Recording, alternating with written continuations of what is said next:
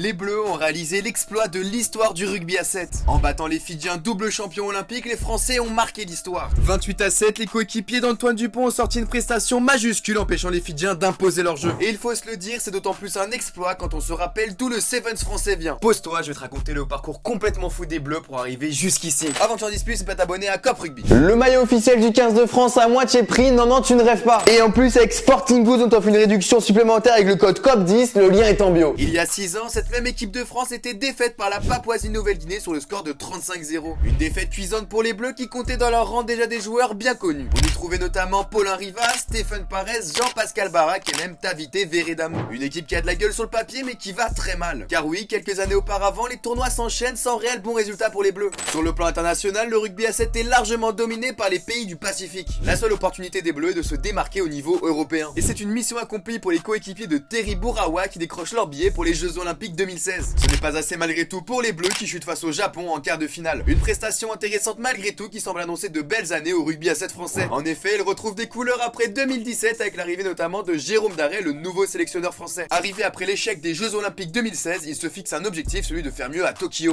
Les débuts sont prometteurs avec la première finale d'une étape depuis 2012, celle de Vancouver. Des bons résultats oui, mais aucun titre pour les Bleus sur le plan international. Et c'est peut-être ce manque d'expérience qui va coûter la qualification aux Jeux Olympiques des Bleus en 2022. Non, les Français ne joueront pas les Jeux Olympiques battus sèchement par les Anglais. Un énorme coup dur pour une équipe que tout le monde voyait déjà en lice parmi les favoris. Jérôme Daré et son staff revoient l'effectif et veulent miser sur la jeunesse. Alors que certains cadresses comme Riva et Parez, on appelle des jeunes comme Joseph, Grand Didier et Nelson Épée. Des joueurs qui apportent un vent de fraîcheur dans une équipe qui peine à trouver des résultats. Le temps d'adaptation se fait ressentir, mais les Bleus vont mieux et commencent à gagner des matchs importants. Ils arrivent à tenir tête aux Fidjiens, à la Nouvelle-Zélande ou encore à l'Argentine. Menés par la jeunesse, ils remportent leur premier titre depuis 19 ans à Los Angeles. Puis une deuxième place à Vancouver qui les mènera au titre de champion du monde à Madrid. Et même si cette préparation est plus qu'idéale avant les Jeux Olympiques, les Bleus n'ont pas le statut de favori. Car oui, les Fidjiens assez timides sur le circuit ont coché le rendez-vous des Jeux Olympiques. Et dès le début de la compétition, on sent qu'il y a un fossé entre les deux équipes. Cela se confirme avec la défaite des Français en poule face au double champion olympique. Puis la suite, vous la connaissez, les Bleus étouffent les Fidjiens en finale, ne leur laissant que 12 secondes de possession en deuxième mi-temps. Et le pire dans tout ça, c'est que les Fidjiens n'ont pas déjoué, ce sont les Bleus qui ont été incroyables. On peut remercier Jérôme Daré qui a fait un travail exceptionnel et qui n'a pas baissé les bras après l'échec de Tokyo. L'histoire s'est écrite hier de la meilleure des façons, 8 ans après l'entrée du rugby à 7 aux Jeux Olympiques, la France est championne.